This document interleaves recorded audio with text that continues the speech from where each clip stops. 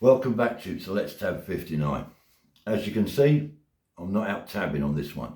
And that's because I needed to get a little bit sorted out and just chat to you about a few things, and it was easier to do it in the old study. So, Armed Forces Day. Big hint over my shoulder there. You can see, hopefully I'll see on the screen.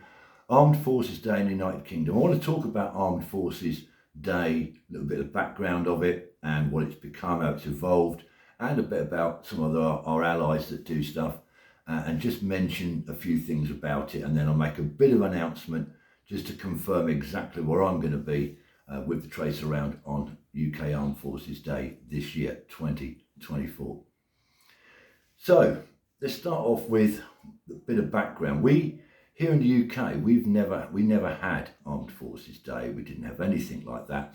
All we had really was after the First World War, we had Armistice Day, which obviously is the 11th of November every year, the day the guns fell silent, 11th hour, the 11th day of the 11th month. And of course, linked with that, the closest Sunday to it, if it doesn't fall on the same day, is Remembrance Sunday, which I'm sure you're all aware of in the UK, where we all wear poppies. Well, not all of us, those that want to wear poppies and remember the fallen from the First World War initially, when it was first instigated, and then obviously after that, all the fallen from the Second War and all the wars in between, right up to the present day. So Remembrance Sunday and Armistice Day for us in the UK is only really to commemorate and remember all the fallen. But there was nothing else. There was nothing for Veterans Day, etc. And another interesting point, I'll come on to this later, Remembrance Sunday and Armistice Day obviously been going since just after the First World War. And it's never been given to us as a bank holiday or a public holiday. It's never been that day given off. And I know Remembrance Sunday is a Sunday when a lot of people don't work. But, you know, in May, we have 2 bank holidays in the UK. Well, in England we do. We have 2 bank holidays in that month. We have another one in August. Why can't they move one of those over and maybe put that bank holiday for maybe for Remembrance time, or it could be for our current Armed Forces Day. The other thing that annoys me a little bit, I don't get political, guys, you know I don't, is, you know, we have all these other commemorations. Pride Month, I think, is going on. Fantastic for people that, you know, want to celebrate Pride, I get that. And I'm not knocking it, but what I'm saying is some of these celebrations go on for a week or a month.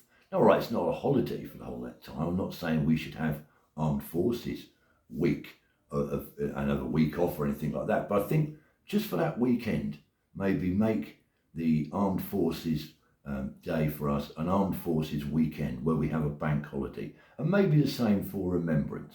Anyway, that's my 10 pence worth, and I won't do any more on that. So we had nothing at all. And then in 2006, I think it was Gordon Brown at the time was the Chancellor in the Labour government in 2006, and in the February of that year, he announced that in the UK we would mark veterans with a Veterans Day. So it was specifically a Veterans Day back in 2006, and we held it on the 27th of June, and they picked that day, the 27th of June, because that was the day, back in the day, the first time a Victoria Cross was ever awarded to a British soldier. Right back, obviously, Queen Victoria. And it was done in Hyde Park in London. So it's never on the same day in the UK. It's always the last Saturday of June. It can't be on the 27th of it. It's got to be on a Saturday. So this year it'll be on the Saturday the 29th of June. And so we run Veterans Day until 2009, when it was decided that we would change the title from Veterans Day to Armed Forces Day. So it was a celebration of current service personnel, armed forces personnel, and living veterans. So it was more of a celebration and to look at the current forces and to thank our veterans. As I say, it's opposed to Remembrance Sunday and Armistice, when we remember the fallen, and it's a bit more not sorrowful, but a bit more dignified, a bit more. This is more of a celebration, Armed Forces Day. There's more events going on. So out in the United States, they announced they were going to have an Armed Forces Day back in 1949. I think you held your first one out in the States in 1950, the first Armed Forces Day. And you have yours in May. I can't remember the date, but United States have theirs in May. So I'm in June now, 2024. You've already had yours, guys. Canada, you didn't start yours till 2002, so you're a bit ahead of us. And you hold yours in June too. I believe you're early in June, so I think your one's gone already.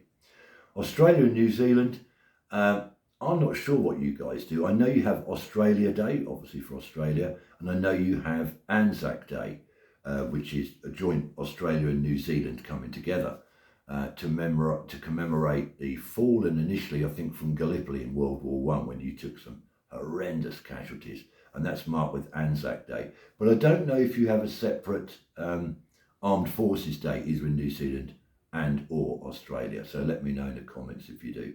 I'm unaware of it. Sorry, I'm a bit thick. Okay, so that's a little bit about Armed Forces Day. As I say, now it's changed in 2009 from Veterans Day in the UK to Armed Forces Day to celebrate everybody.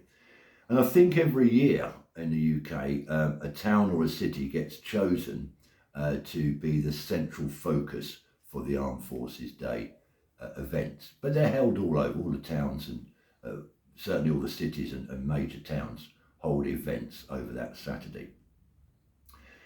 So, as I say, this year we had planned to be down in Kent, that's me and the Trace Around, to take part in Armed Forces Day in Ramsgate in Kent. However,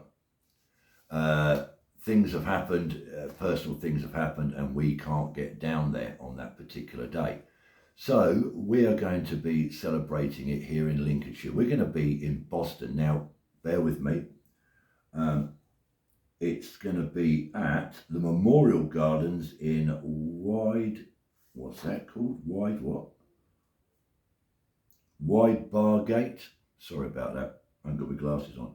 Memorial Gardens in Wide Bargate. I think it runs from 10 o'clock till 1600 hours on Saturday 29th. So that's where me and Trace are going to go and celebrate Armed Forces Day. I'm not sure exactly what happens at that place because I've never ever been there. Obviously I've been to Boston, but I've not been into this Memorial Gardens area to see what's happening. But Bess Bibb and Tucker and me and the Trace Around will be down there. So if there's anyone in the local area to Boston, or anyone that is going to Boston in Lincolnshire, if you're down there, we might see you. Keep your eye out for us.